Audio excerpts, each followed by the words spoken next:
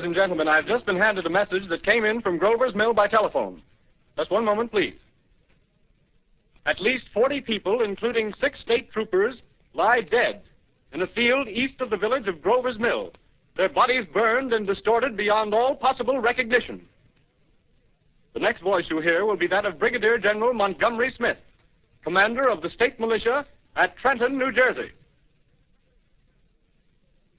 I have been requested by the governor of New Jersey to place the counties of Mercer and Middlesex as far west as Princeton and east to Jamesburg under martial law. No one will be permitted to enter this area except by special pass issued by state or military authorities. 4 companies of state militia are proceeding from Trenton to Grover's Mill and will aid in the evacuation of homes within the range of military operations. Thank you. You have just been listening to General Montgomery Smith, commanding the state militia at Trenton.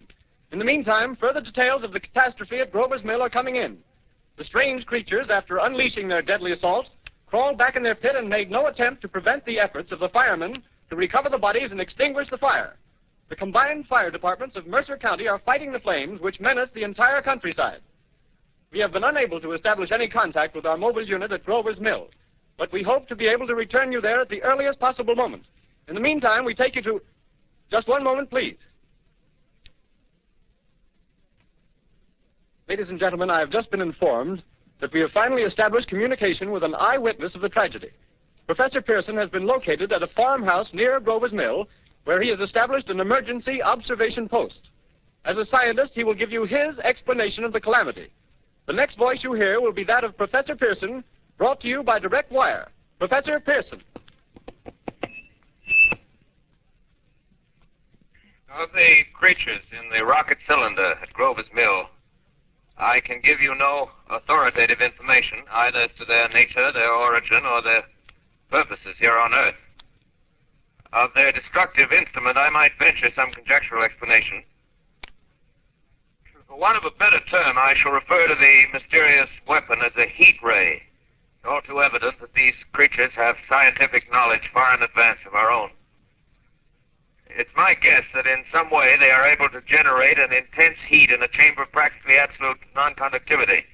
This intense heat they project in a parallel beam against any object they choose by means of a polished parabolic mirror of unknown composition, much as the mirror of a lighthouse projects a beam of light.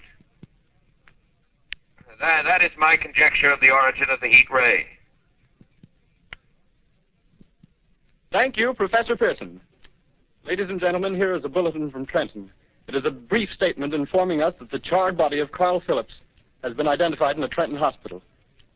Now here's another bulletin from Washington, D.C. The Office of the Director of the National Red Cross reports 10 units of Red Cross emergency workers have been assigned to the headquarters of the state militia, stationed outside of Grover's Mill, New Jersey. Here's a bulletin from State Police, Princeton Junction. The fires at Grover's Mill and vicinity are now under control. Scouts report all quiet in the pit, and there is no sign of life appearing from the mouth of the cylinder. Now, ladies and gentlemen, we have a special statement from Mr. Harry McDonald, Vice President in charge of operations. We have received a request from the state militia of Trenton to place at their disposal our entire broadcasting facilities. In view of the gravity of the situation, and believing that radio has a responsibility to serve in the public interest at all times, we are turning over our facilities to the state militia at Trenton.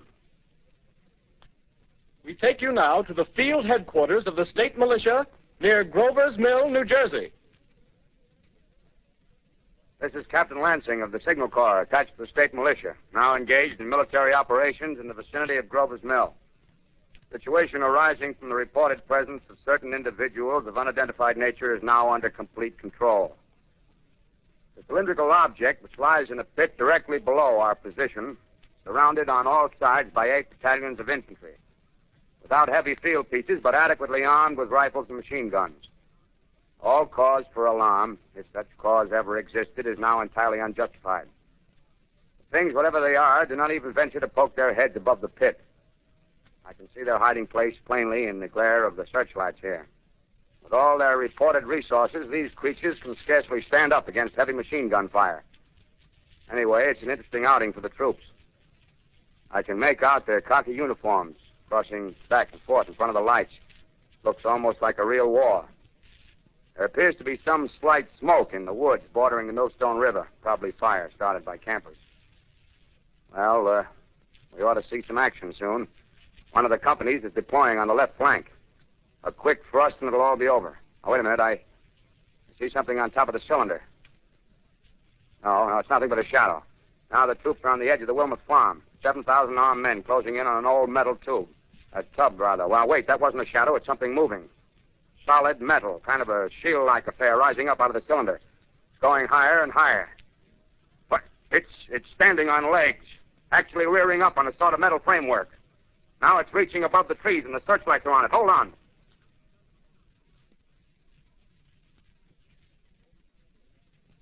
Ladies and gentlemen, I have a grave announcement to make.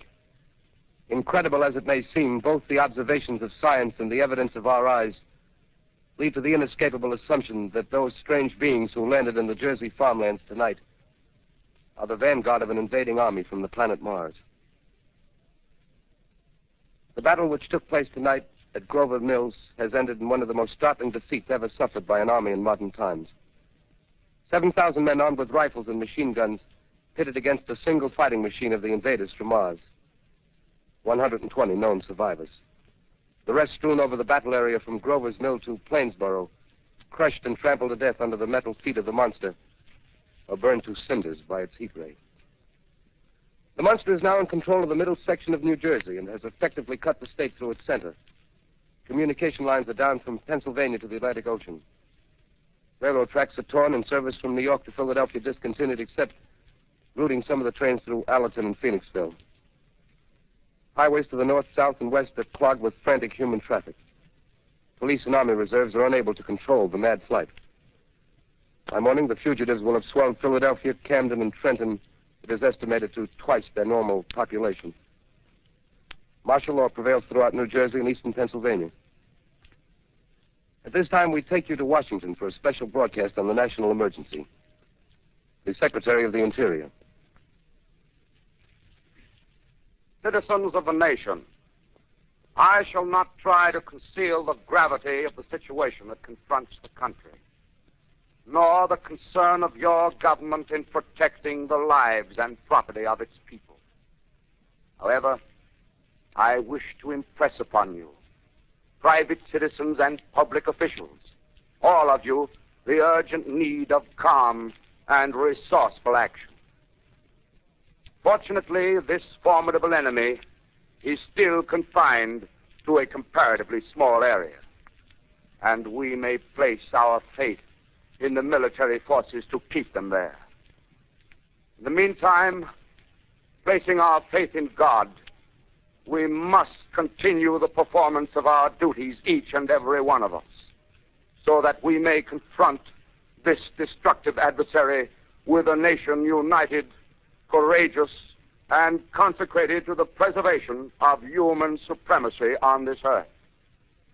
I thank you. You have just heard the Secretary of the Interior speaking from Washington. Bulletins too numerous to read are piling up in the studio here. We're informed that the central portion of New Jersey is blacked out from radio communication due to the effect of the heat ray upon power lines and electrical equipment. Here's a special bulletin in New York.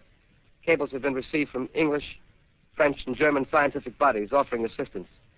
Astronomers report continued gas outbursts at regular intervals on the planet Mars. The majority voiced the opinion that the enemy will be reinforced by additional rocket machines. There have been several attempts made to locate Professor Pearson of Princeton, who has observed Martians at close range. It is feared he was lost in the recent battle. Langham Field, Virginia. Scouting planes report 3 Martian machines visible above treetops, moving north toward Somerville with population fleeing ahead of them. The heat ray is not in use, although advancing at express train speed. Invaders pick their way carefully. They seem to be making a conscious effort to avoid destruction of cities and countryside. However, they stop to uproot power lines, bridges, and railroad tracks. Their apparent objective is to crush resistance, paralyze communication, and disorganize human society. Here is a bulletin from Basking Ridge, New Jersey. Coon hunters have stumbled on a second cylinder similar to the first, embedded in the great swamp 20 miles south of Morristown. Army field pieces are proceeding from Newark to blow up the second invading unit before the cylinder can be opened in the fighting machine rig. They are taking up a position in the foothills of Watchung Mountains. Another Another bulletin from Langham Field, Virginia. Scouting planes report enemy machines now 3 in number, increasing speed northward, kicking over houses and trees in their evident haste to form a conjunction with their allies south of Morristown. Machines also sighted by telephone operator east of Middlesex within 10 miles of Plainfield. Here's a bulletin from Winston-Field, Long Island. A fleet of Army bombers carrying heavy explosive flying north in pursuit of enemy. Scouting planes act as guides. They keep the speeding enemy in sight. Just a moment, please, ladies and gentlemen. We've run special wires to the artillery line and adjacent villages to give you direct reports from the zone of the advancing enemy. First, we take you to the battery of the 22nd Field Artillery, located in the Watchung Mountains. Range 32 meters. 32 meters. Section 39 degrees. 39 degrees. Fire. 140 yards to the right, sir. Shift range 31 meters. 31 meters. Protection 37 degrees. 37 degrees. Fire.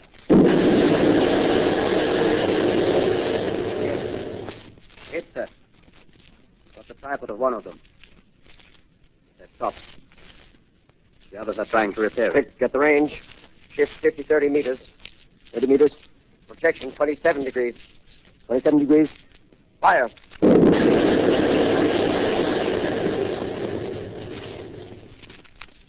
see the shell lamp, sir. Letting off a smoke. What is it? Black smoke, sir. Moving this way. Lying close to the ground. Moving fast. Put on gas mask. Get ready to fire. Shift to 24 meters. 24 meters. Projection 24 degrees. 24 degrees. Fire.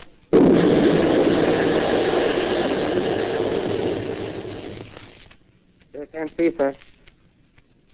Smoke's coming nearer. Get the range. 23 meters. 23 meters. 43 meters. 22. 22. Please.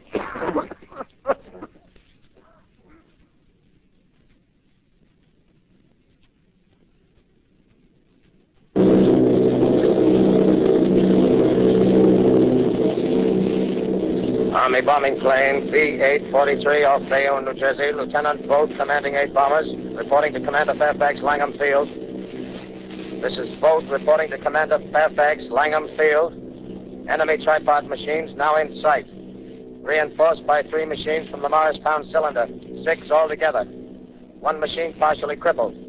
Believed hit by shell from Army gun in Watchung Mountains. Guns now appear silent. A heavy black fog hanging close to the earth of extreme density, nature unknown. No sign of heat ray. Enemy now turns east, crossing Passaic River into the Jersey marshes. Another straddles the Pulaski Skyway. Evident objective is New York City. They're pushing down a high-tension power station. Machines are close together now, and we're ready to attack. Planes circling, ready to strike.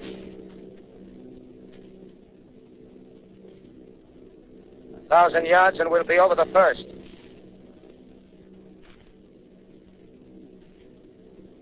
$800 yards.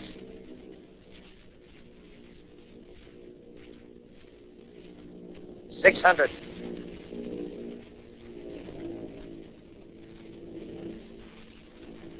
400. 200. There they go.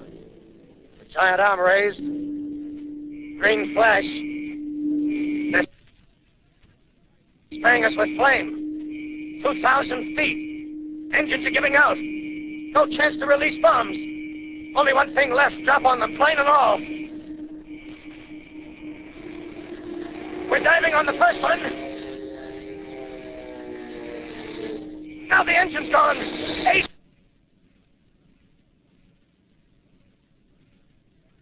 This is Bayonne, New Jersey, calling Langham Field. This is Bayonne, New Jersey.